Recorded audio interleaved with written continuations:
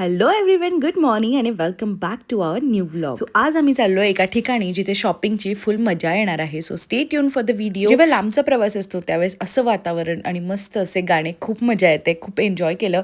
पाऊस एकदम स्टार्ट झाला होता. कशी झाली या सगळ्याची सुरुवात, चला बघूयात. So good morning. आणि आता आम्ही निघालो होतो पुण्याला जायला. सकाळचे वाजले होते 6 आणि आम्ही अर्ली मॉर्निंग जायचं डिसाईड केलं, कारण आमच्या घरापासून पुण्याला जायला लिटरली 4 ते 5 तास लागतात, कारण नगर मनमाड रोड भरपूर खराब झालेला आहे. आणि आज मी खूप जास्त एक्साइटेड होते, कारण माझ्या स्वप्नातला जो स्टुडिओ आहे त्याचं छोट्या छोट्या गोष्टी निवडण्यासाठी आज मी जाणार होतो.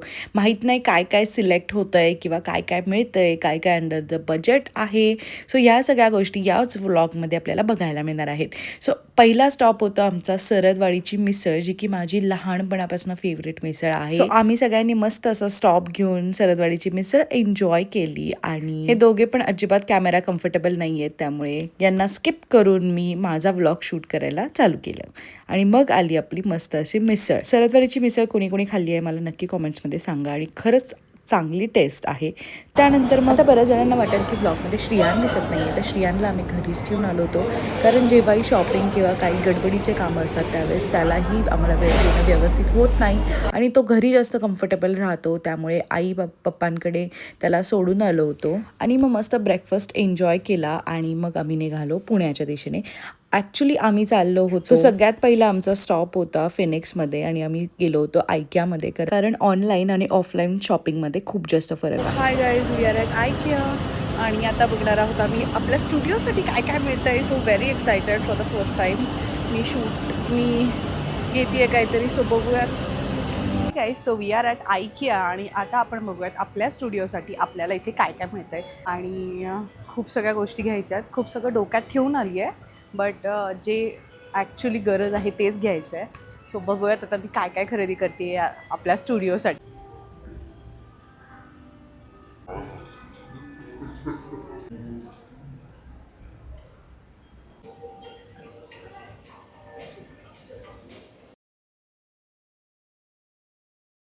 हा कॉर्नर मला खूप जास्त आवडलेला आहे. बघूयात या चेअरवर बसून किती कम्फर्टेबल आहे. Yes, very comfortable. आणि असं काहीतरी करायचं डोक्यात आहे. सो बघूयात काय काय घेतोय.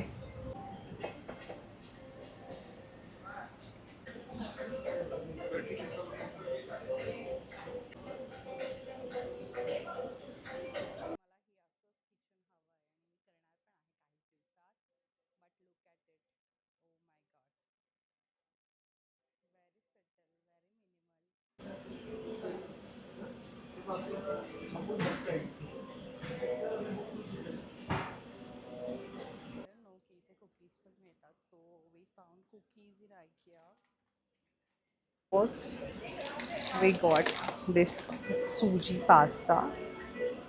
I think I have to try this. So मी हे पण एक घेते आहे. सो आम्ही माझ्या वर्क स्पेससाठी एक टेबल बघतो आहे, बट हे खूप जास्त मोठे आहेत आणि माझ्याकडे तेवढी जागा पण नाही आहे. जागा खूप छोटी आहे. सो बघूयात आता. टेबल मला ॲक्च्युली आवडला आहे, आणि हा काहीतरी 5000ला बसतो आहे, पण मला असं छोटा आणि कॉम्पॅक्टच हवा आहे. ऑलरेडी मी बॅकग्राऊंड केलं आहे, आणि आता मला फक्त एक वर्क स्पेससाठी एक स्पेस हवा आहे. सो हा टेबल मला खूप आवडला आहे माझ्या वर्क स्पेससाठी. अँड हा खूप कॉम्पॅक्ट आहे. बाकीचे अदर टेबल्स खूप जास्त मोठे आहेत आणि मला नाही आवडले. हा मी मल्टिपल यूज करू शकते. आउटडोअर शूटसाठी पण मी हा वापरू शकते, कारण हा इझी टू कॅरी आहे. दॅट्स वाय मला हा आवडला आहे. पण आता बघूयात, हा अवेलेबल नाही आहेत. ते बोलत आहेत की जिथे येल्लो टॅग्स आहेत हे असे, ते अवेलेबल नाही आहेत. ते तुम्हाला डिलिव्हरी होतील, होम डिलिव्हर्ड. सो एकदा परत सगळीकडे बघते आहे, नाही जर तर हा एकदम चांगला ऑप्शन आहे. सो हा आणि एक चांगली चेअर हे होईल आपलं वर्क स्पेससाठी.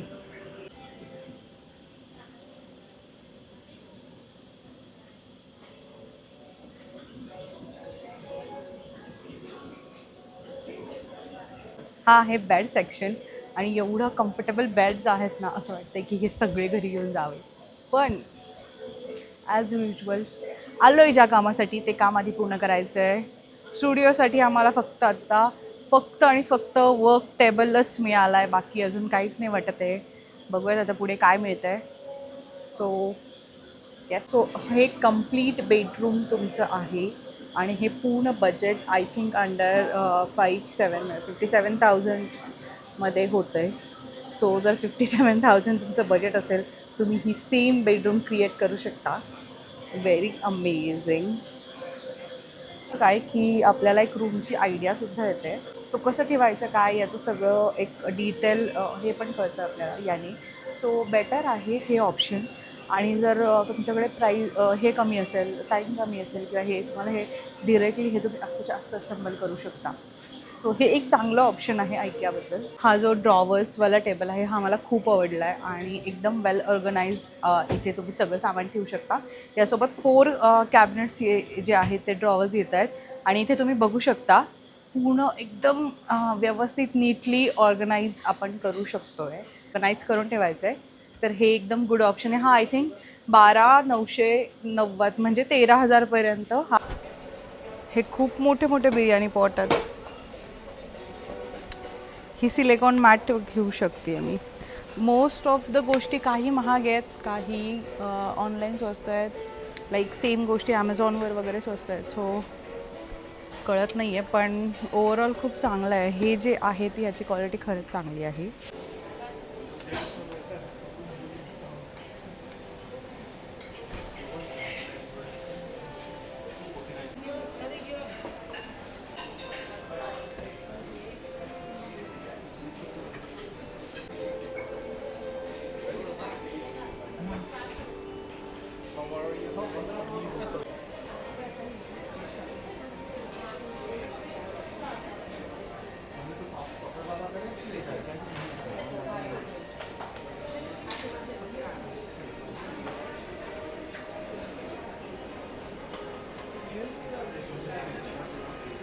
स्टुडिओसाठी आम्हाला एक शेल्फ हवं होतं आणि त्यासाठी आम्ही ॲक्च्युली एवढं लांब आलो. तर हे जे शेल्फ आहेत हे डिरेक्टली तुम्ही अटॅच करू शकता आणि हे अशा साईजमध्ये येतात आणि तेच घेण्यासाठी आम्ही आलो. आणि यात साईजेस आहेत वेगवेगळे. सो आता हेच खरेदी करतो आहे. आणि हे जे छोटे आहेत यासोबत तुम्ही हे असे क्रिएट करू शकता. असे पडत आहेत. याची प्राईस थोडीशी कमी आहे, पण आता क्वालिटीचा एक विषय आहे. सो बघूयात सर काय म्हणत आहेत क्वालिटीला आपला. आणि हे जे आहे हे आहे आपल्याला 299 म्हणजे 300 रुपीजला हे पडतं आहे. सो हे चांगलं आहे. लो बजेटमध्ये जर तुम्हाला काही करायचं असेल तर बेटर ऑप्शन हा आहे. ओके. आणि मला अजून एक हा पास्ता मिळाला आहे जो खूप छान आहे दिसायला, पण एवढं क्यूट आहे. मला नाही माहिती याचं नाव काय आणि मी हा अजून वापरलेला पण नाही आहे. बट आय थिंक ट्राय करायला हवा. घेऊन बघते. आय डोंट नो श्रियानला आवडेल की नाही, पण सुजीचा आहे त्यामुळे इट्स ओके. हवं. तर आता आपली सगळी शॉपिंग झालेली आहे ऑलमोस्ट. आणि हे सगळे सामान आपण घेतलेलं आहे स्टुडिओसाठी, शेल्फ्स वगैरे काही. आणि आता बघूयात अजून काही गोष्टी घ्यायच्यात, पण त्या आम्ही दुसरीकडनं घेणार आहोत. So let's see.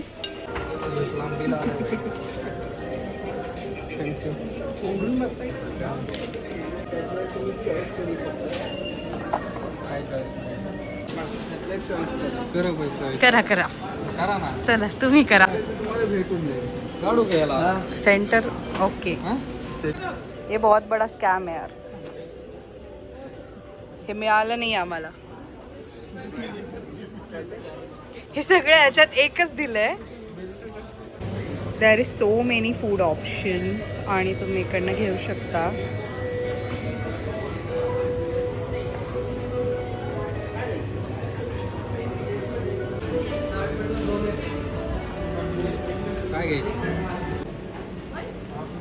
इधर है. अरे हाँ, अपना मामला इधर आहे. ही बघितल्यानंतर